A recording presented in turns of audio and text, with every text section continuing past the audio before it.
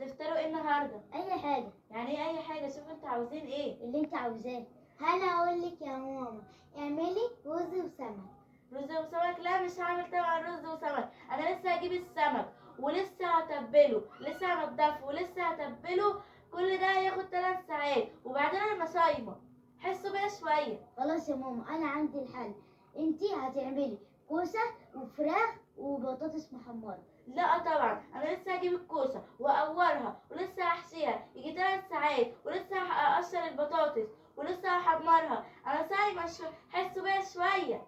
انا اقول لك يا ماما هتعملي ايه. اعملي فراخ وبانيه.